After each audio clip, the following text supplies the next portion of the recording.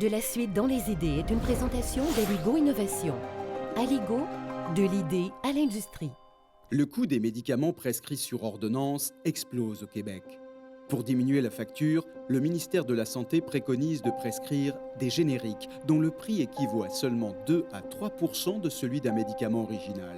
Le gain économique espéré, près de 170 millions de dollars par an. Pourtant, une infirmière et chercheuse en sciences pharmaceutiques de l'Université Laval tire la sonnette d'alarme. Les médicaments génériques provoqueraient des effets secondaires plus ou moins graves chez certains patients. Il y en a certains qui avaient de simples effets secondaires, mais d'autres qui rentraient à l'urgence et pouvaient se faire hospitaliser. En mettant en évidence l'effet indésirable de certains médicaments génériques, Jacinthe Leclerc a eu de la suite dans les idées. C'est en 2009 que Jacinthe Leclerc, alors infirmière clinicienne auprès de patients atteints de schizophrénie et traités par des antipsychotiques, va faire des observations plus que troublantes. Les patients qui étaient sur la médication originale, qui passaient à la médication générique, avaient d'effets secondaires aussi importants qu'une consultation à l'urgence, hospitalisation ou problèmes psychiatriques qui revenaient.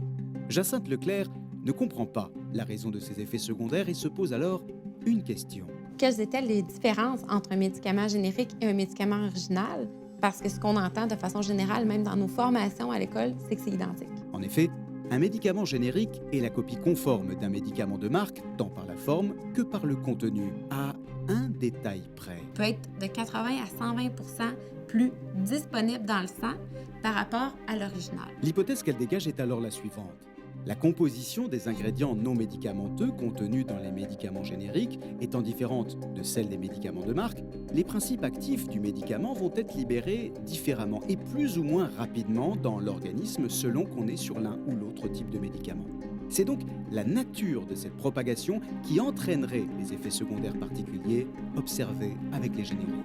Mais une fois cette hypothèse posée, une autre question demeure pour Jacinthe. Ces effets secondaires sont-ils uniquement dus aux antipsychotiques ou bien le problème est-il plus général? Autrement dit, tous les médicaments génériques entraînent-ils des effets secondaires?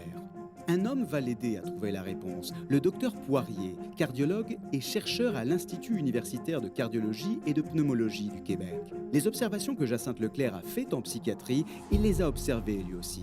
En cardiologie. Quand tu écoutes très bien les patients vont te le dire qu'ils sont stables depuis des années et suite à un changement de leur médication, les jambes sont plus enflées, ont plus de douleurs musculaires ou même le traitement d'atteindre des cibles est moins bon.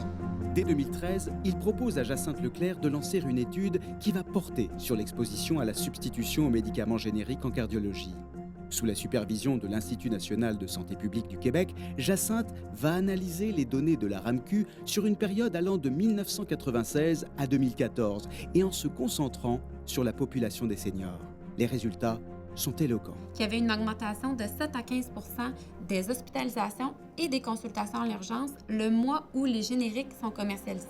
Jacinthe Leclerc a donc validé en cardiologie ce qu'elle avait observé en psychiatrie, mais elle doit poursuivre ses recherches pour pouvoir affirmer un jour que tous les génériques présentent bien un risque réel pour la santé des patients. En attendant, elle préconise une solution préventive. Un programme encadrant la substitution aux médicaments génériques pourrait être mis en place. Grâce à ces travaux, nous pourrions très prochainement être en mesure de mieux évaluer les coûts d'hospitalisation éventuels liés à la prise de médicaments génériques et créer ainsi un usage des bonnes pratiques médicales chez les médecins comme chez les patients. De la suite dans les idées vous a été présentée par la Fondation canadienne pour l'innovation, la recherche au service des collectivités.